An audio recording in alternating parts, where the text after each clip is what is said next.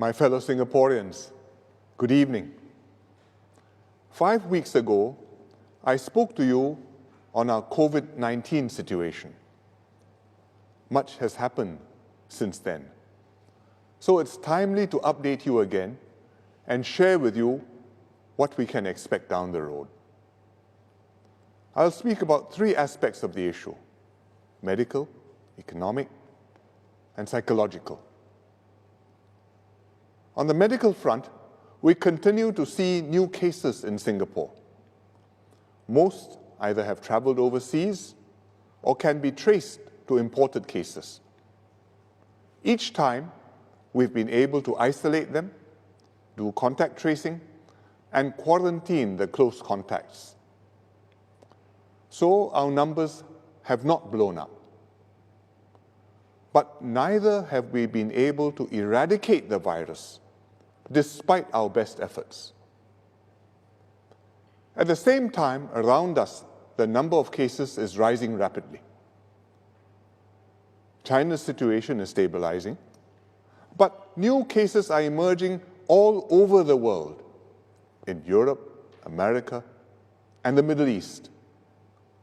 Globally, the number of cases is doubling every 5 to 7 days. Hence, today, the WHO declared COVID-19 to be a pandemic. What does this mean? It means that WHO assesses that many countries will see full-blown outbreaks with sustained community transmission, like what has happened in South Korea and Italy. And unlike SARS, this outbreak will continue for some time, a year, maybe longer. The WHO named one key reason for the rapid spread: that many countries had not taken the situation seriously enough. What the WHO called alarming levels of inaction. Here in Singapore, we have all along taken COVID-19 with the utmost seriousness. In fact, the WHO praised our efforts and held Singapore up as an example to emulate. But we too face a serious situation.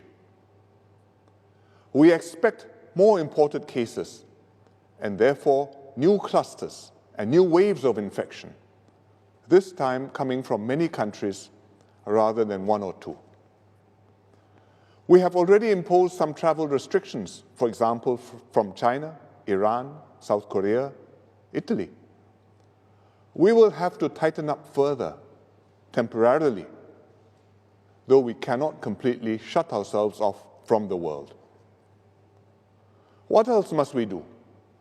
First, because COVID-19 will be with us for a long time, there are baseline things that we must get used to, like practicing good personal hygiene, adopting new social norms, and discouraging large gatherings, and generally maintaining some physical distance from one another. That's why we already scaled down community activities, especially for the seniors. And we can do more in other areas. For example, at religious gatherings.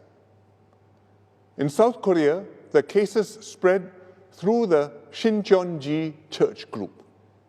In Singapore, 2 of our big clusters happened in church groups. And several Singaporeans who attended a big international religious gathering, a tabligh gathering, in Kuala Lumpur recently, have caught the virus. The issue is, of course, not religion itself, but that the virus can spread quickly to many people in crowded settings, like religious gatherings and services. That's why Saudi Arabia temporarily stopped Umrah pilgrimages, and the Pope live-streamed his sermon to avoid crowds on St. Peter's Square. I hope Singaporeans understand that during this period, we may need to shorten religious services or reduce our attendance at such gatherings. Please work with your religious leaders to make these practical adjustments. Second, we need to plan for a possible spike in COVID-19 cases. With very large numbers, if it happens, we will not be able to hospitalize and isolate every case like we do now. But we now know that the majority of patients, in fact about 80% of them, only experience mild symptoms. And the ones who are most at risk are the elderly and those with pre-existing conditions, like high blood pressure or lung problems. So, with larger numbers, the sensible thing will be to hospitalize only the more serious cases and encourage those with mild symptoms to see their family GP and rest at home, isolate themselves. This way, we focus resources on the seriously ill, speed up our response time, and hopefully minimize the number of fatalities. In the meantime, we are freeing up ICU and hospital beds and facilities to create additional capacity to meet any surge in COVID numbers. But rest assured, any Singaporean who needs urgent medical care, whether for COVID-19 or other illnesses, will be taken care of. Besides medical plans, if there is a spike, we will also need additional social distancing measures. These will be temporary, like suspending school, staggering work hours, or compulsory telecommuting. They will be extra breaks to be implemented when we see a spike in cases.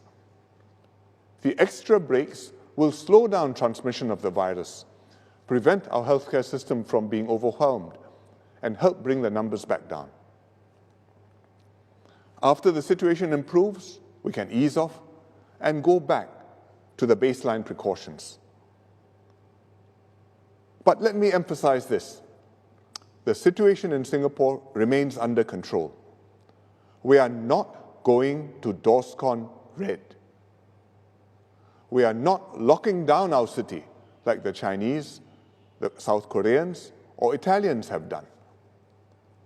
What we are doing now is to plan ahead for some of these more stringent measures, try them out, and prepare Singaporeans for when we actually need to implement them.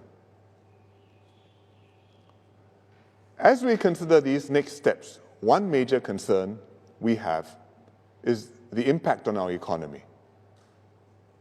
Our economy is taking a big hit. That's why we did the $4 billion support and stabilization package in the budget last month to help businesses, workers, and households tide over the immediate period. This has helped, but with things still unfolding, we knew we might have to do more. The situation is especially serious for some sectors: hotels, aviation, hospitality, and freelancers in the gig economy. But nobody has been spared. Everyone feels the impact to different degrees. So the government is working on a second package of measures. We will help our companies with their costs and cash flow to keep them afloat through the storm. We will help our workers keep their jobs and retrain during their downtime, so that when things return to normal, our workers will be the first out of the gate and immediately productive. And we will give those who are retrenched and unemployed, as well as their families, an extra helping hand to see through this difficult period. I'm sharing these plans with you to reassure you that we're on top of things and thinking ahead. We anticipated the medical and economic consequences. I'm confident that we can deal with them. But what is also critical is the psychological aspect of this fight. Our frontline staff are working extremely hard to keep Singapore going. Healthcare workers, immigration officers, civil servants, public transport workers, taxi drivers, cleaning staff, Singaporeans are cheering them on.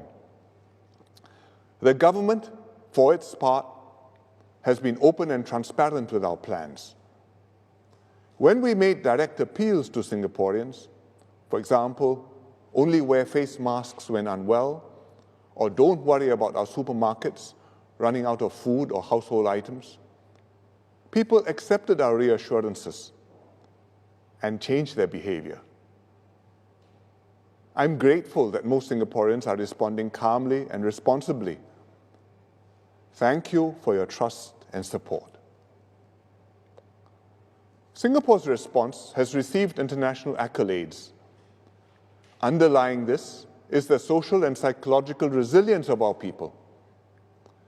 What makes Singapore different from other countries is that we have confidence in each other, we feel that we are all in this together, and we don't leave anyone behind. This is SG United. We are SG United. We will remain in this high-risk state, nevertheless, for some time to come. But if we keep up our guard and take practical precautions to protect ourselves and our families, we will be able to keep our economy going and carry on with our daily lives. In such a crisis, everyone has a part to play. I hope you'll work with me and my colleagues to keep our families safe, keep Singapore secure, and move forward together. Thank you.